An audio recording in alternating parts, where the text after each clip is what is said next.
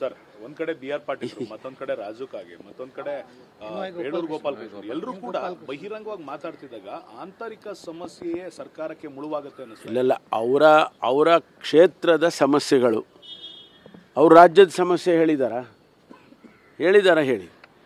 ಅವ್ರ ಕ್ಷೇತ್ರದಲ್ಲಿ ಸ್ವಲ್ಪ ಮಟ್ಟಿಗೆ ಸಮಸ್ಯೆಗಳಿದ್ದಾವೆ, ನಮ್ಗೆ ಹಣ ಬಿಡುಗಡೆ ಆಗಬೇಕು, ಸರಿಯಾದ ಸಮಯಕ್ಕೆ ಬಿಡುಗಡೆ ಆಗಿಲ್ಲ ಮತ್ತು ಕಾಮಗಾರಿಗಳಿಗೆ ಹಣ ಬಿಡುಗಡೆ ಆಗಿಲ್ಲ ಅಂತ ಅವ್ರು ಕಷ್ಟ ಹೇಳ್ಕೊಂಡಿದ್ದಾರೆ. ಅದು ಮುಖ್ಯಮಂತ್ರಿಗಳು ರಿಸಾಲ್ವ್ ಮಾಡ್ತಾರೆ. ಈಗ ಎಲ್ಲರಿಗೂ ಹೇಳಿದರು 50 ಕೋಟಿ ರೂಪಾಯಿಗಳ ಆಕ್ಷನ್ ಪ್ಲ್ಯಾನನ್ನು ಮಾಡಿ ಅಂತೇಳಿ ಎಲ್ಲ ಶಾಸಕರಿಗೂ ಹೇಳಿದ್ದಾರೆ. ವಿರೋಧ ಪಕ್ಷದವ್ರಿಗೂ ಕೂಡ ನಾವು ಕೊಡ್ತೇವೆ ಅಂತಕ್ಕಂಥ ಮಾತನ್ನು ಹೇಳಿದ್ದಾರೆ. ಮುಖ್ಯಮಂತ್ರಿಗಳೇ ಹೇಳಿದ್ದಾರೆ. 50 ಲಕ್ಷಕ್ಕೆ ಈಗ ನಾನು ಒಬ್ಬ ಶಾಸಕನಾಗಿ ನಮ್ಮ ಕ್ಷೇತ್ರದಲ್ಲಿ ಆಕ್ಷನ್ ಪ್ಲ್ಯಾನ್ ಮಾಡ್ತಾಯಿದ್ದೀನಿ. ದುಡ್ಡು ಇಲ್ಲದೆ ಇದ್ದರೆ ಅವೆಲ್ಲ ಮಾಡೋಕ್ಕಾಗುತ್ತಾ? ಜಮೀರ್ ಅಹ್ಮದ್ ಇಲಾಖೆಯಲ್ಲಿ ಕಾಂಗ್ರೆಸ್ ಶಾಸಕಗಳಿಗಿಂತ ಬಿಜೆಪಿ JDS ಪಕ್ಷೇತರರಿಗೆ ಹೆಚ್ಚಿಗೆ ಅಮೌಂಟ್ ಕೊಡ್ತಾ ಇರುವಂಥದ್ದು, ಗ್ರ್ಯಾಂಟ್ ಕೊಟ್ಟಿರುವಂಥದ್ದು ಸರ್. ಅದು ಗೊತ್ತಿಲ್ಲ ನನಗೆ. ಅದು ಅವರ ಇಂಟರ್ನಲ್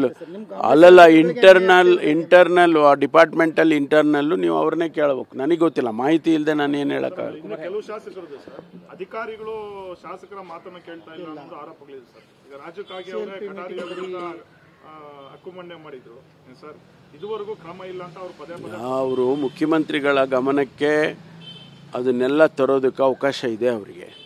ಮುಖ್ಯಮಂತ್ರಿಗಳನ್ನು ಈಗ ಅವರು ಕರೆದು ಮಾತಾಡ್ತಾರೆ ಅಂತ ಹೇಳಿದಾರಲ್ಲ, ಅದನ್ನು ಆ ಸಂದರ್ಭದಲ್ಲಿ ಅದನ್ನೆಲ್ಲ ಹೇಳ್ಬೋದಲ್ವ.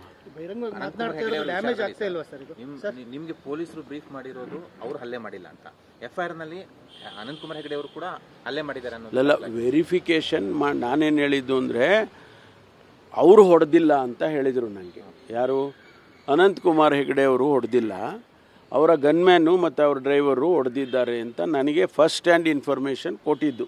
ಅದನ್ನೇ ನಾನು ನಿಮ್ಮ ಮುಂದೆ ಹೇಳಿದ್ದೇನೆ. FIR ಡೀಟೇಲ್ಸು, ಆಮೇಲೆ ಫರ್ದರ್ ಇನ್ವೆಸ್ಟಿಗೇಷನ್ನು ಅದೆಲ್ಲ ಆಗಲಿ, ಆದಮೇಲೆ ವಸ್ತುಸ್ಥಿತಿ ಗೊತ್ತಾಗುತ್ತೆ, ಆನಂತರ ಹೇಳೋಣ.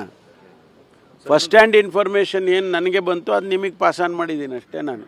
ಸರ್, ಧರ್ಮಾಧಾರಿತ ಜಗಳಗಳು ಮತ್ತೆ ಮುಂದುವರೆದಿದೆ. ಸಂಕೇಳಿ ಪೊಲೀಸ್ ಸ್ಟೇಷನ್ ಲಿಮಿಟ್ಸಲ್ಲಿ ಮುಸ್ಲಿಂ ಯುವಕರನ್ನ ಅಡ್ಡಗಟ್ಟಿ ಹೊಡೆದು ಅವರು ಅಲ್ಲ ಅಂತ ಕೂಗಿದಾಗ ಜೈ ಶ್ರೀರಾಮ್ ಅಂತ ಕೂಗಬೇಕು ಅಂತ ಒತ್ತಾಯ ಮಾಡಿದ್ದಾರೆ ಅಂತ FIR ಆಗಿದೆ ಸರ್. ಅದಕ್ಕೆ ಕ್ರಮ ತಗೊಳ್ತಾರೆ.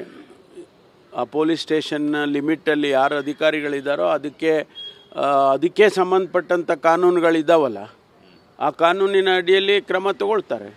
ಅದಕ್ಕೆ ನಾನು ಸರ್ಕಾರದಿಂದ ಆದೇಶ ಕೊಡೋದಿಲ್ಲ. ಅವರು ಅಲ್ಲಿ ಸ್ಥಳೀಯವಾಗಿ ಫ್ಯಾಕ್ಚುಯಲ್ಸ್ ಏನಿದೆ ಅದು ಆಧಾರದ ಮೇಲೆ ಅವರು ಕ್ರಮ ತಗೊಳ್ತಾರೆ. ಪ್ರತಿ ಪೊಲೀಸ್ ಸ್ಟೇಷನ್ನಲ್ಲೂ ಕೂಡ ಏನೇ ಘಟನೆ ನಡೆದರೂ ಸರ್ಕಾರ ಯಾವುದೇ ಆದೇಶ ಕೊಡೋದಿಲ್ಲ. Government is policy maker.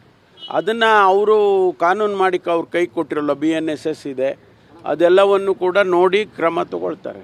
ಯಾವಾಗಲೂ ಅಷ್ಟೇ. 50 ವರ್ಷ